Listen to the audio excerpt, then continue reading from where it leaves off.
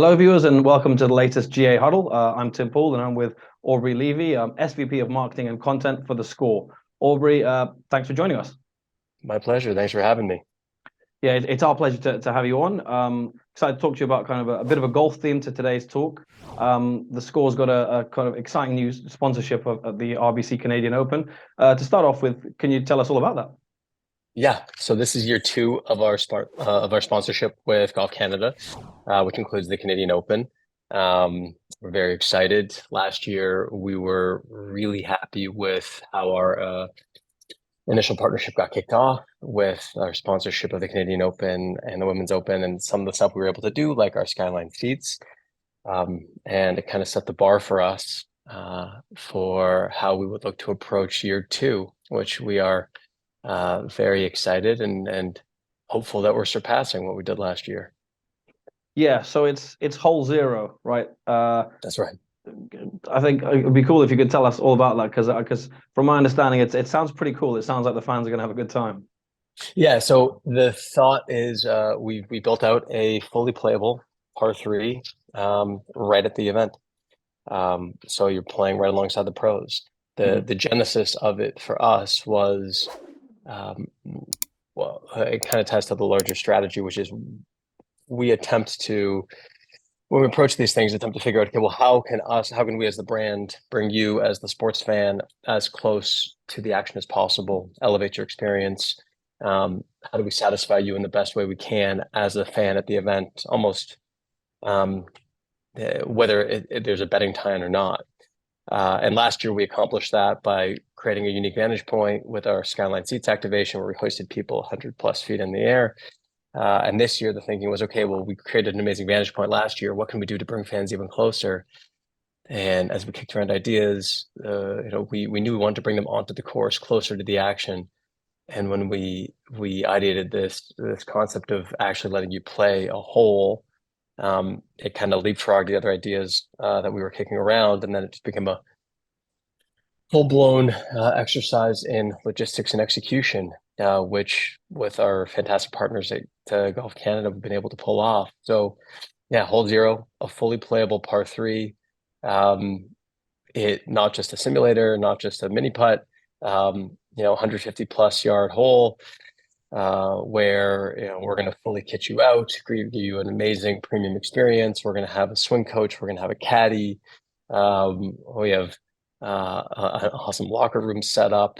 We'll cart you back and forth to the hole. So, we think this is going to be a pretty unique experience and something golf fans haven't experienced before at a professional golf event. Definitely, that's no pressure on next year then to try and top that because Right? in terms of progression of ideas, you're going quite far. And I understand there's some decent prize money on offer as well if anyone can sink a hole in one. Yeah, so I think we're doing a leaderboard for closest to the pin on a daily basis, and we also have a 75K prize if anyone can get lucky and drain a hole in one. Yeah, fantastic. For the eagle-eyed viewers, there's a little golf ball right here. It's not a fake moon. On this kind of golf theme, but on a wider sense, because obviously this is a pretty cool, I guess it's fair to say first of its kind, partnership for a golf tournament like this. But on a wider sense, theScore, I guess from the media side, but also from the betting side, what are you kind of looking to achieve in terms of goals from this kind of campaign and partnership? One of the questions we ask whenever we show up at an event is if this is a user's first touch point to us as a brand, have we done our job to bring them in and introduce the brand in a totally unique, authentic, and amazing way? And so as a result, that's why this activation in particular is conceived to be 19 plus, but open to the public, whether or not you have a betting account with us. I think largely for us, when we choose these experiential and activation opportunities, we don't do a ton. We only have a handful of marquee partnerships, guys like Golf Canada and the Toronto Blue Jays. We want to go deep. We want to make sure that we're bringing it to life in a way that feels as singularly unique to us as a brand as we can possibly make it. And also something that is both exciting and unconventional you probably wouldn't have experienced, but that also ties into this notion of how are we satisfying you as a fan. So there's a lot of a lot of thinking, effort, and strategy to try to land on the ones that we end up putting forward. If we're going to do it, it has to be meaningful. We're not just going to show up and kind of hand out flyers. No, absolutely. Yeah, like you say, you want to make it count. Again, sticking with the kind of wider betting theme, how do you kind of reflect on two things? A, the score bet's position kind of in Ontario at the moment, and also it's been, I said just over a year since Ontario, regulated and legalized sports betting. How you kind of reflect on the market overall in that time as well? Yeah, Ontario, it's been a wild year. We're very happy with our performance in Ontario. And arguably, it's the most competitive market in North America, with a number of operators and subsequently a number of brands operated in market. And I think as we've talked about at the corporate level, Ontario is a leading market for us. We hit the market hard when we launched coming into it last April, and we've kept the pressure on, and we're very happy with the position we've been able to build out in Ontario. I mean, the market, kind of reflecting back on the past year, it is certainly as competitive as I thought it would be, without question. And singularly unique too, right? Like, this was a market that, even though it was a new market opening, has longstanding existing betting behaviors with the gray market and with the government. So a really interesting market to try to tackle. But ultimately, I think a year in, fairly successfully executed market launch, not just for us, but I think for the province, right? A safe, regulated market. Players have a ton of options. A ton of jobs have been created.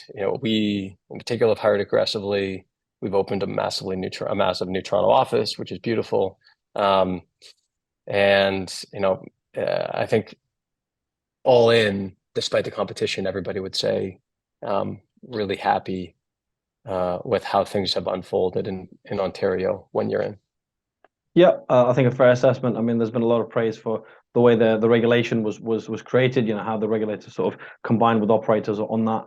I've got a couple of final questions for you, both kind of forward-looking. One more specific, but I'll start with the general one. In terms of the rest of the year, so we're kind of, I guess, almost halfway point of 2023. What are the kind of the score bets, goals kind of overall, and any targets coming up or anything new coming up on the horizon for the rest of this year?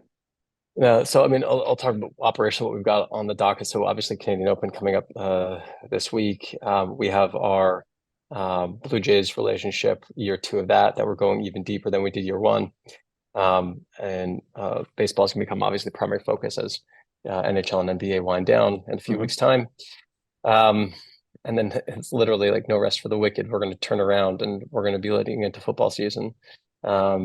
We have a huge undertaking going on organizationally right now with our migration south of the border with Barstool Sportsbook onto our tech stack, which is what we've been operating on in Ontario for the past better part of last year. So I'm very excited for that, but that's a big undertaking that is underway. So between executing against these partnerships, prepping for football season, getting ready for migration, it's going to be a busy summer into fall. That's going to fly by, I expect. Yeah, absolutely. No, sounds busy. And a last question from me. I joked earlier that no pressure on your kind of next big sponsorship marketing thing, but is there anything else that you kind of might have, at least in the early stages of planning, another kind of type Whole Zero, but not just for golf? Obviously, you mentioned a number of different sports there.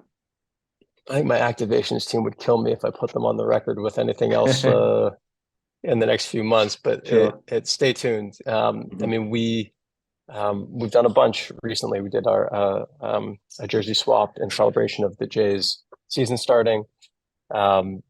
So no, I'm not going to tip the hand for those guys just yet, but stay tuned and expect to see more like this from us. No, sounds good. But Aubrey, thanks very much for your time so far, and yeah, I look forward to the Whole Zero and how it all pans out. Tim, thanks, man. Really appreciate it. Yeah, thanks very much.